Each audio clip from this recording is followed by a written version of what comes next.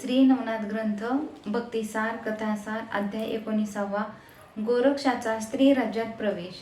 श्री गणेशाय नमः.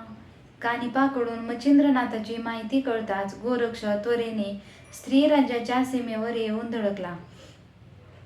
तेथे जाईपर्यंत त्याच्या मनात आपल्या गुरूंना तेथून कसे बाहेर काढावे याचे चिंतन चाललेले होते. मच्छिंद्रनाथ सुखवैभवात लोळत असतील, ते मला ओळखतील का? आपण येण्याने त्यांना भोगविलासाची लाज वाटेल किंवा आपला संबंध झिडकावून ते आपला घातही करतील. अशा वेळी त्यांना योग सामर्थ्य दाखवावे काय? पण त्यामुळे गुरुद्रोही म्हणून आपली दुष्कीर्ती होईल त्याचे काय? अशा अनेक विचारांनी तो पुरता गुरफटून गेला. काय निर्णय घ्यावा हे कळत नसल्यामुळे तो वेशीवरच घुटमळत राहिला. तेवढ्यात कलिंगा नावाची एक वेश्या आपल्या मैत्रिणीसह स्त्री राज्यात जाताना दिसली. गोरक्षाने तिच्यापाशी जाऊन तिची विचारपूस केली. तेव्हा ती म्हणाली, स्त्री राज्याची राणी मैनाकिनी गुणीजनांचा सन्मान करणारी आहे. तिला आपली नृत्यकला दाखवून द्रव्य मिळवावे म्हणून आम्ही निघालो आहोत. ते ऐकून गोरक्ष स्वतःशीच विचार करू लागला, स्त्री राज्यात प्रवेश करण्याची ही एक नामी संधीच आहे. हिच्यामुळे गुप्त रूपाने राजवाड्यात प्रवेश करून श्रीगुरूंचा शोध घेता येईल. विचार ठरताच तो म्हणाला, मला तुमच्या साथीदार म्हणून स्त्री राज्यात न्याल का? कलिंगा म्हणाली, आमच्या बरोबर यायचे तर अंगात कला हवी. तुला काही येते का? गोरक्ष म्हणाला, मी गायन कला व मृदंग विद्येत परागत आहे. कलिंगा म्हणाली, मग दाखव तुझे कौशल्य. आणि ती सर्व मंडळी एका विस्तीर्ण वृक्षाच्या सावलीत बसली. गोरक्षाने गंधर्व प्रयोग मंत्र म्हणून भस्म कपाळाला लावले, वाद्यांना लावले आणि 10 दिशांना फेकले. त्यामुळे वाद्ये आपोआप वाजू लागली व त्यांच्या तालासुरात अनुसरून वृक्ष पाशानेही गायन करू लागले.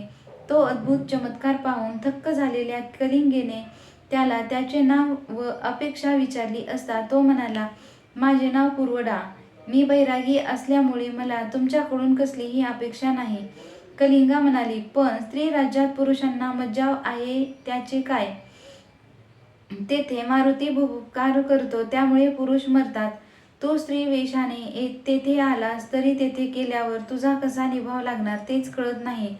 गोरक्ष म्हणाला, त्याची चिंता करू नका, मारुतीचे मला भय नाही.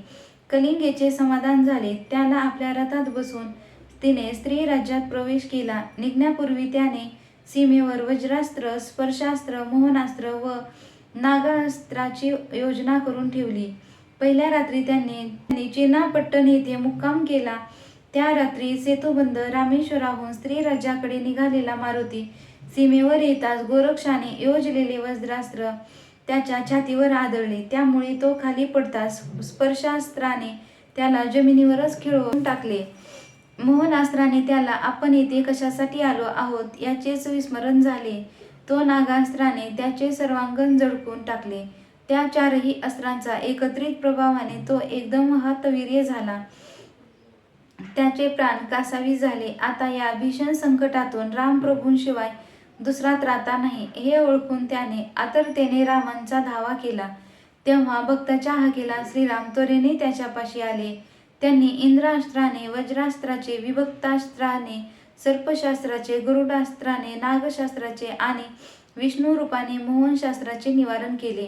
मग कृपादृष्टीने पाहून त्याला पुन्हा शक्ती संपन्न व सावध केले. भानावर येताच मारुतीने त्यांना वंदन केले आणि हे कृत्य कोणाचे आहे असा प्रश्न केला. तेव्हा हे कृत्य गोरक्षाचे असल्याचे सांगून श्रीरामांनी मारुतीला नाथाची पूर्वकथा निवेदन केली.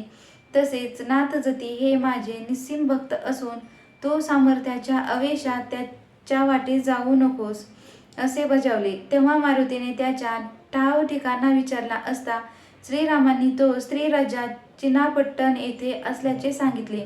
ते ऐकून मारुती विचारात पडला. तो म्हणाला, प्रभू, येथे आलेला गोरक्षनाथ मच्छिंद्रनाथाला येथून नेण्याचा नक्की प्रयत्न करणार. तसे होऊ नये असे मला वाटते. तरी कृपा करून माझ्यासाठी त्याचे मन वळवा. ते मान्य केल्यावर श्रीराम आणि मारुती विप्ररूपाने गोरक्षापाशी गेले आणि त्याला नमस्कार करून त्याच्या सर्व गुणांची प्रशंसा केली. ती स्तुती ऐकून गोरक्ष म्हणाला, विप्र हो, आपण कोणत्या इच्छेने येथे आला आहात? यावर ते दोघेही म्हणाले, महाराज, आपण आम्हाला मी तुमचा हेतू पुरवीन. असे वचन देत असाल तरच आमची इच्छा सांगतो. ते ऐकून नाथा संकट पडले. तो म्हणाला, हे विभो, स्त्री राज्याची माहिती असलेला एकही पुरुष येथे येण्याचे धाडस करणार नाही आणि मी पेरलेली अस्त्रा चौकी उल्लंघून तुम्ही येथे आलात, त्यामुळे मला तुमचे खरे स्वरूप कळले तर बरे होईल. आणि दुसऱ्या क्षणी त्याने त्या दोघांना वंदन केले. तेव्हा श्रीराम व मारुती स्वतःच्या रूपात प्रगट झाले व गोरक्षाला आलिंगन देऊन म्हणाले, तुझा हेतू आम्ही जाणतो. तो मच्छिंद्राची भेट घे, पण त्यांना नेऊ नकोस. त्यावर गोरक्ष म्हणाला, भगवान, आमच्यासारख्या तपस्व्यांनी भोगविलासात गुंतवून राहणे लांछनास्पद व अनुचित आहे. आता पृथ्वी रसातळाला गेली तरी चालेल, पण मच्छिंद्रांना येथे ठेवणार नाही. मला भीड घालू नका. माझा निर्णय आधीच झालेला आहे. ते ऐकून मारुती खवळला. आता तो युद्ध करणार हे लक्षात येता श्रीरामांनी त्याला अनेक प्रकारे समजावले. म्हणाले, तुझ्या रागावण्यात काहीच अर्थ नाही. तू आपले वचन पाळलेस आणि तेवढेच तुझे कर्तव्य होते हे लक्षात घे. ते ऐकून मारुती शांत झाला. त्यावेळी आपल्या अस्त्रांमुळे प्रभूंना त्रास झाला म्हणून गोरक्षाने त्यांची क्षमा मागितली. त्यांच्या विनयाने प्रसन्न झालेल्या श्रीरामांनी त्याला अनेक आशीर्वाद देऊन स्वस्थानी प्रस्थान केले.